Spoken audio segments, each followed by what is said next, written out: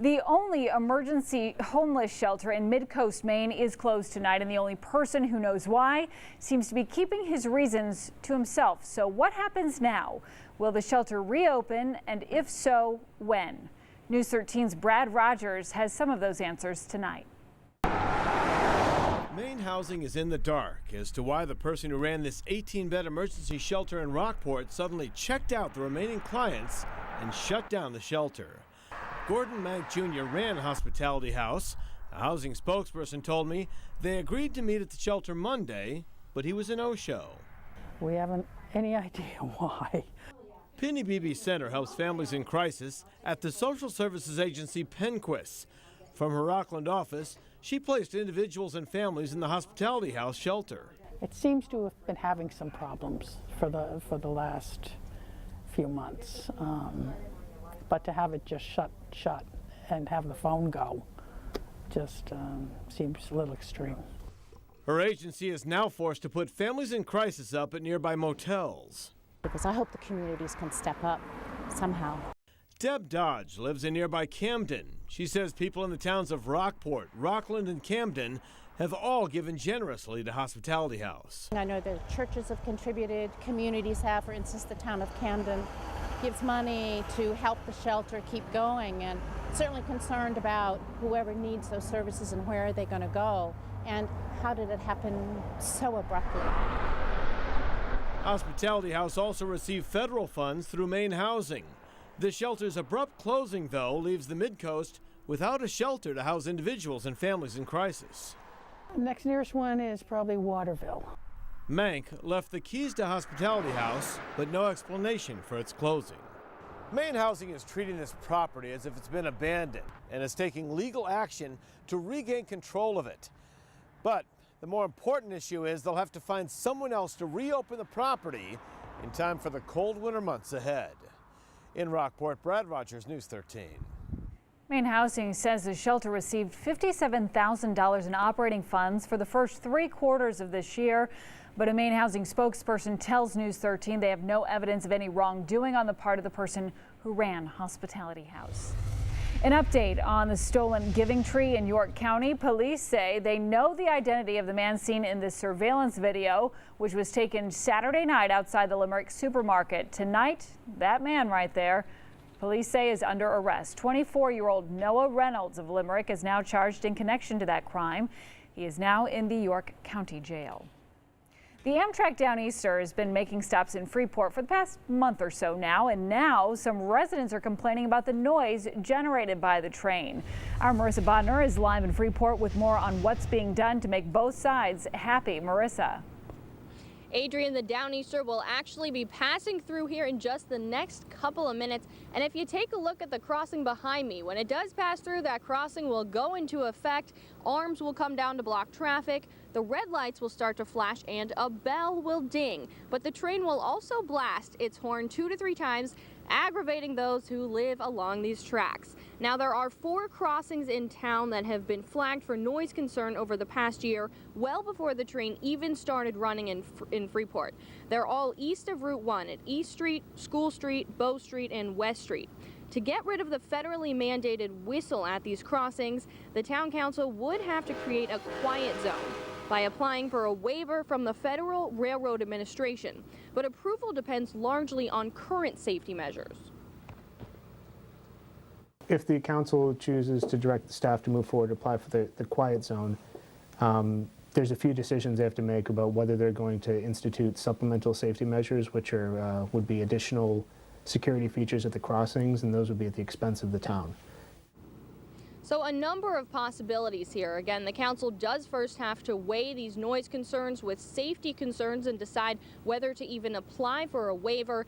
They might be deemed safe as they are without the whistle for now, but if schedule changes, if more trains are passing through, they could have to add additional safety measures as time goes on. And the town council will be discussing this. They're looking for public input. That will be happening at a meeting on Tuesday at Freeport Town Hall at 7:30. We're live in Freeport. I'm Marissa Bodner for News 13. Adrian, back to you. I can certainly understand both sides of this. All right, Marissa, thank you. There are several new developments in the Kennebunk prostitution scandal tonight. First up, a judge ruled today that Alexis Wright and Mark Strong will have separate trials. Prosecutors have asked twice now to try Wright and Strong together in a single trial. That will not be happening. Meanwhile, Strong's lawyer is trying once again to get some of the evidence and the case itself thrown out. Dan Lilly says the prosecution still has not turned over all the evidence in this case. He also filed a motion to suppress evidence from searches of Alexis Wright's home, car, and Zumba studio, saying those warrants were not based on hard evidence. That, too, Lilly says, could be a turning point for the case. If the evidence is suppressed and the search warrants found to be inadequate in its entirety, I would guess that there's no further case. I think that would end in a dismissal of the case. However, the judges sometimes find some of it inadequate and some may be adequate. So there are a number of variations. But if it's all suppressed, yes, that would be, I think, the end of the case against all defendants. Judge Mills did not rule on either motion, saying she needs more time to research before issuing a decision on that. Some big changes are coming to Maine's biggest shopping mall. The Maine Mall announced today that it is getting a new department store. Bonton will fill the old Filene's space. Filene's closed back in '06. That part of the mall has not had a department store since then. Bonton is expected to open by next fall. They're going to do a complete refurbishment of the space. The interior will be essentially brand new. They're bringing in great brands like Clark's and Estee Lauder, Ralph Lauren. Well, a family sports center called Summit Adventure is currently in the Filene's location. The mall says Summit Adventures is now looking for a new permanent location, but will temporarily move into the Chuck E. Cheese's space, which is just outside of the mall, as you see there. This week, Chuck E. Cheese's announced it could not reach a lease agreement with the mall and will close its doors this Sunday. Many are disappointed to see the family pizza place and arcade shut down. This is the only Chuck E. Cheese's location in Maine. My kids care. I mean, they're going to be bummed. It's just like a fun environment. It's like really fun for the kids and it's just a great place to be. Chuck E. Cheese's says it will start looking for another location in this area. Meantime, the Maine Mall says that location will have a new permanent tenant soon. The mall says it is very close to reaching a deal with a national home furnishings chain. More big news for Maine's newest lawmaker, Angus King. After agreeing to caucus with Democrats, Senator-elect King has been rewarded with 4 committee assignments. King will serve on the Armed Services, Intelligence, Budget, and Rules committees. Senator King will replace Senator Snowe on the Intelligence Committee, and he will work with Senator Susan Collins on the Armed Services Committee. And the reason King will be in office is because of the departure of Maine senior Senator Olympia Snowe. This morning, her colleagues in the Senate honored her many years of public service. This morning's tribute was led by Senator Mitch McConnell of Kentucky. He praised Senator Snow's many years of service in the Senate. And why so many were shocked to hear that she'd be leaving at the end of the year. As one shipyard worker in Portsmouth, whose job she helped save, put it, we love her. Angus King will officially take over Snow's seat after his swearing in on Thursday, January the 3rd. Some experts say that deep water offshore wind is one of the most promising renewable energy technologies in the country. Now the University of Maine is about to enter the hunt to develop this technology off the Maine coast. The Department of Energy is investing $4 million to the UMaine-led project.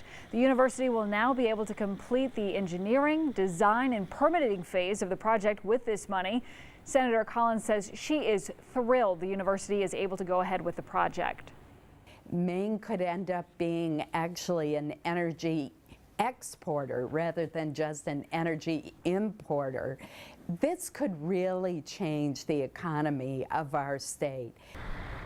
The project will eventually compete for one of 3 additional awards of $47 million each over 4 years to focus on siting, construction, and installation. The goal is to achieve commercial operation by the year 2017. Now, your Weather Authority forecast with Charlie DePresti. All right, welcome back, everyone. Sunshine will be with us over the next several days. If you like today's weather, you're going to like tomorrow's, Fridays, and Saturdays after that. I expect a big change in our weather pattern. In fact, some light snow and snow showers are in the forecast for Sunday and Monday. A stronger storm will arrive mid-next week, and that one is the one we need to watch. We'll look at that in a moment. Here's a look back at your time lapse. This one, our sun setting from our Portland Skycam time lapse. I just stood right in front of the sunset there. Isn't that horrible? All right, the sunset this evening is at 6 minutes past 4 o'clock, getting a little bit later and later each day. Now the days are still getting shorter and shorter as we approach the solstice next week, but that sunset now is about a minute later than it was over the weekend. All right, temperatures this evening are around 30 degrees. 30 in Portland, widespread 20s from many inland towns. Actually, Rockland, one of the cool spots at 25 degrees. Lows tonight should generally be in the 20s at the coastline. I expect widespread teens for inland areas, so projected lows tonight will be, again, teens and 20s. There is a storm system to our south. This guy right here is going to track harmlessly off to our south, so no problems here in northern New England. Instead, high pressure is going to hang on. As long as we have a big ridge of high pressure in place, we're going to have lots of sunshine. So tomorrow looks sunny. In fact, right through the end of the weekend, first part of the weekend looks mostly sunny. There is the chance for a snow shower in the mountains tonight. Outside of that, we have mainly clear skies. Temps tomorrow start in the 20s. Afternoon highs warm into the 30s and lower 40s. In fact, highs would generally be seasonable around 40 degrees tomorrow. We'll have a nice light wind, so it'll feel nice tomorrow for you Thursday. Okay, Friday looks just as nice. I told you it's a quiet weather pattern, at least for the near term. A few clouds in there late tomorrow night, then sunshine makes an appearance again Friday. Notice a few snow showers developing up near the Canadian border. That's about 2 o'clock in the afternoon. I think most of us see mostly sunny skies to end out the work week, and temps will be a little bit warmer, low to mid 40s for your Friday. Now, after that, things start to change. As we head into, well, Saturday, things are quiet, but things really start to change Sunday and Monday. There'll be a weak storm that develops to our south, and if it comes close enough, I think we get some light snow and snow showers late weekend and into early next week. That does not appear to be the biggest storm. In fact, we should see some light accumulations from this. A more significant storm should bring some snow, rain, and wind to the area either Tuesday or Wednesday. That's the one we need to keep an eye on because that one could be a more significant event with some coastal flooding and some hefty snowfall totals if it tracks right. That's the thing we need to watch here. It's a very track-sensitive storm, and where it develops, how strong it is. A lot of questions still need to be answered. But Adrian, one thing is for certain. We have a very active pattern next week and several chances for snow between now and Christmas. So we're bound to get at least one of them. It looks pretty ominous, but it would be nice to get some snow on the ground for Christmas time. I agree. And then you can melt it and go to 60 degrees is fine. You think so? Sure. That would be nice. Well, we got to get some snow out there. Of course. It's the holidays almost. Shirley, thanks so much.